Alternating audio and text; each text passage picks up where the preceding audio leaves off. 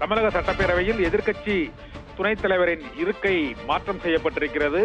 எடப்பாடி பன்னீர்செல்வத்தின் அருகில் எதிர்க்கட்சி துணைத் தலைவர் ஓ பன்னீர்செல்வத்திற்கு இடம் ஒதுக்கீடு செய்யப்பட்டிருந்தது. இந்த இடத்தை மாற்ற வேண்டும் என்றும் அங்கு இபிஎஸ் பிரிவு அதிமுகவில் எதிர்க்கட்சி துணைத் தலைவராக இருக்கும் ஆர்பி உதயகுமாருக்கு அந்த இடத்தை ஒதுக்கீடு செய்ய வேண்டும் என்றும் பலமுறை கோரிக்கை விடுக்கப்பட்டது. இந்த சூழ்நிலையில் நேற்றும் அதே கோரிக்கையை எதிர்க்கட்சி தலைவர் எடப்பாடி பழனிசாமி சபாநாயகரும் அவையில் விடுத்தார். அப்போது முதலமைச்சர் மு.க.ஸ்டாலின் இந்த கோரிக்கை தொடர்பாக சபாநாயகர் உடனடியாக பரிசீலித்து முடிவெடுக்கலாம் என்று வேண்டுகோள் விடுத்திருந்தார். அந்த வேண்டுகோளுக்கு இணங்க இன்று எடப்பாடி பழனிசாமிக்கு அருகில் ஓ பன்னீர்செல்வத்தின் இருக்கை இருந்த சூழ்நிலையில் அவரது இருக்கை இடமாற்றம் செய்யப்பட்டிருப்பதாக அறிவிக்கப்பட்டிருக்கிறது. ஓ பன்னீர்செல்வத்தின் இருக்கை மாற்றம் செய்யப்பட்டிருக்கிறது.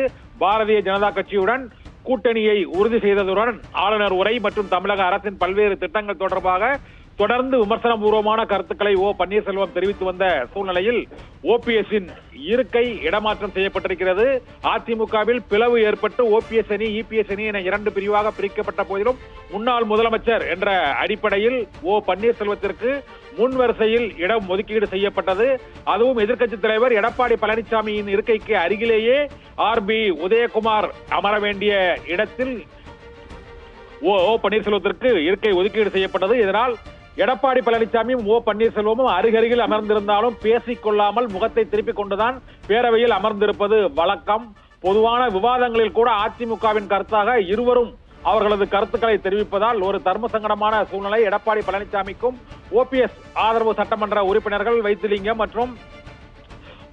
உள்ளிட்ட உறுப்பினர்களுக்கும் ஏற்பட்டது. இந்த சூழ்நிலையில் இப்போது எதிர்க்கட்சி துணைத் தலைவர் இருக்கை மாற்றப்பட்டிருப்பதால் ஓ பன்னீர்செல்வத்தின் இருக்கை இடமாற்றம் செய்யப்பட்டு அந்த இடத்தில் ஆர்பி உதயகுமார் இன்று அமர்வார் என எதிர்பார்க்கப்படுகிறது.